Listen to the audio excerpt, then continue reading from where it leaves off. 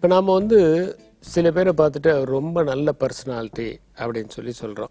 உயரமாக இருந்தால் நல்ல பர்சனாலிட்டி, அப்புறம் வந்து நல்ல கம்பீரமாக இருந்தால் ரொம்ப இம்ப்ரெசிவ் பர்சனாலிட்டின்னு. ஆக்சுவலாக என்னென்னா பர்சனாலிட்டி வேறு, ஃபிசிக் வேறு. பர்சனா அப்படிங்கிறது வந்து ஒரு கிரேக்க வார்த்தையிலேருந்து வருது. பர்சனா அப்படின்னாக்க முகமூடின்னு அர்த்தம். கிரேக்க நாடகங்களில் வந்து இப்போ ஒரு கோபம் அப்படின்னாக்க ஒரு ரெட்டான மாஸ்கை போட்டுக்கிட்டு அவங்க நடிப்பாங்க, அந்த கோபம் உடையவங்க. பொறாமை அப்படிங்கும்போது ஒரு க்ரீனான மாஸ்க் போட்டுக்கிட்டு நடிப்பாங்க. இது மாதிரி மாஸ்க் போடுறதுனால வந்து மாஸ்குரேடிங் தான் பர்சனாலிட்டின்னு பேர்.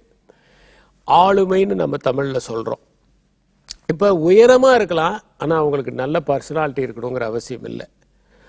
குள்ளமாக இருக்கலாம், ஆனால் நல்ல பர்சனாலிட்டியோடு இருக்கலாம். இப்போ ஒரு உதாரணத்துக்கு பார்த்தீங்கன்னா, நெப்போலியன் ரொம்ப உயரமான ஆள் கிடையாது, அலெக்சாண்டர் ஒன்றும் உயரமானவர் கிடையாது.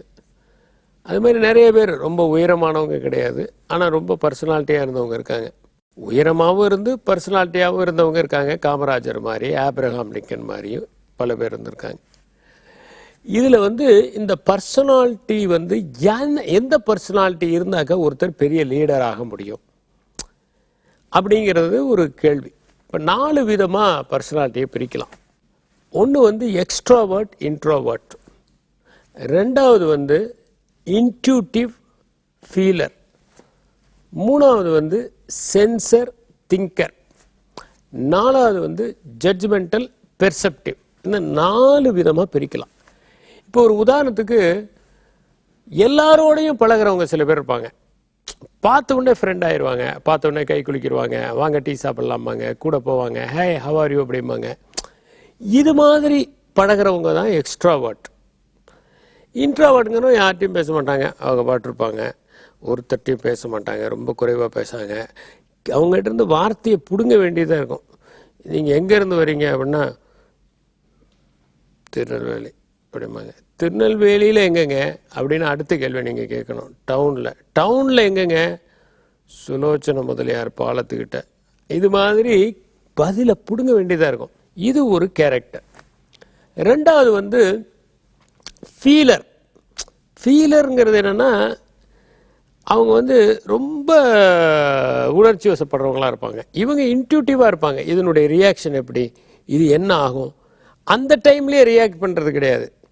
கொஞ்சம் பொறுங்க பார்க்கலாம், காஃபி வந்தோடனே வாங்க மாட்டாங்க, கொஞ்சம் இருங்க, அடுத்த ஸ்டேஷனில் தான் நல்ல காஃபி கிடைக்கும், நான் ஏற்கனவே கேட்டுட்டு வந்துட்டேன், அது நல்லாயிருக்கும். இப்படி பல விஷயங்களை நோட் பண்ணி நுட்பமாக இருப்பாங்க. இன்ட்யூட்டிவ். இந்த செயலை செஞ்சால் என்ன மாதிரி ரியாக்ஷன் வரும், இதுதான் அந்த இன்ட்யூட்டிவ்ங்கிறது. மூணாவது வந்து பார்த்திங்கன்னா சென்சர். சென்ஸ் பண்ணுறது, சென்சஸ்க்கு அதிக முக்கியத்துவம் கொடுக்கறது.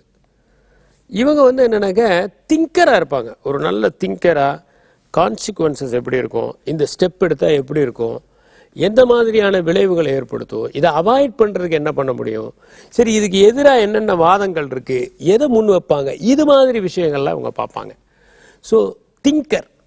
நாலாவது வந்து ஜட்ஜ்மெண்டல். உன்னை பார்த்த உடனே ஜட்ஜ்மெண்டலாக இருக்கிறது, எது வந்தாலும் சரி அப்படியே ஏற்றுக்கிறது, அக்செப்ட் தம் ஆஸ் தே ஆர்னு இல்லாமல் ஒரு ஜட்ஜ்மெண்டலாக இருக்கிறது. அப்போ மொத்தம் 4 பர்சனாலிட்டி ட்ரைட்ஸ் வந்து ஒரு லீடருக்கு முக்கியம். அது வந்து என்னென்னா, நீங்கள் சுலபமாக ஞாபகத்தில் வச்சுக்கலானாக்க ENTJ அப்படின்னு ஞாபகத்தில் வைக்கலாம். He should be an extrovert, he should be a thinker, he should be intuitive and he should be judgemental. அப்போ நீங்கள் லீடர்ஷிப் குவாலிட்டிஸை வளர்த்துக்கணும். இப்போ இந்த குவாலிட்டிஸ்லாம் இல்லை, இப்போ எனக்கு வந்து எக்ஸ்ட்ராவாட்டாகவே ஆக முடியல, அப்போ நான் என்ன பண்ணலான்னா, நான் லீடர் ஆகணும்னு முயற்சி பண்ணக்கூடாது. நான் என்ன ஆகலாம், ஒரு சயின்டிஸ்ட் ஆகலாம், அல்லது நான் வந்து ஒரு கம்ப்யூட்டரில் ஒர்க் பண்ணக்கூடிய ஒரு பர்சன் ஆகலாம். I may be good in working as a writer, I may be good in becoming a painter, I may be good in becoming a scientist, I may become good in working as a computer engineer. அது மாதிரியான ஒரு ப்ராசஸ்க்கு போகலாம். அதே மாதிரி நான் வந்து ஒரு ஜட்ஜ்மெண்டலாக இல்லை, பெர்செப்டிவாக இருக்கேன் அப்படின்னாக்க then I cannot become a leader. எப்படி நான் வந்து யார் சரியான ஆளுன்னு தேர்ந்தெடுக்க முடியும், யார்கிட்ட பொறுப்பை ஒப்படைக்க முடியும், யார் நல்லா செய்வாங்கன்னு நான் உணர முடியும். நான் ஒரு திங்கராக இல்லைன்னா எப்படி ஒரு நாட்டினுடைய வளர்ச்சியை அல்லது ஒரு நிறுவனத்தினுடைய வளர்ச்சியை பிளான் பண்ண முடியும்? பார்த்தீங்கன்னா திங்கர்ஸ் தான் ரொம்ப முக்கியம். பெரியார் என்ன சொன்னார்னா, என்னை ஒரு சிந்தனையாளன் என்று சொல்லுங்கள் அப்படின்னாரு. ஒரு இப்போ சாக்ரட்டிஸ் என்ன சொல்கிறார்? He was a thinker. அப்போ திங்கராக இருக்கிறவங்க தான் விஷனோட செயல்பட முடியும். அப்போ இந்த ட்ரைட்ஸை வளர்த்துக்கிறது தான் ஒரு லீடர்ஷிப்ட்டு. மற்றதெல்லாம் கம்யூனிகேஷன் ஸ்கில்லு, அதுக்கப்புறம் மற்றது ரிஸ்க் டேக்கிங் கேப்பபிலிட்டி, மோட்டிவேஷன், இதெல்லாம் பின்னாடி வச்சுக்கலாம். ஆனால் பேசிக்காக if you want to become a great administrator you should have all these 4 personalities. இந்த 4 பர்சனாலிட்டியும் உங்களுக்கு இருந்துச்சுன்னா நிச்சயமாக நீங்கள் மிகச்சிறந்த தலைமை பண்பாளராக வர முடியும்.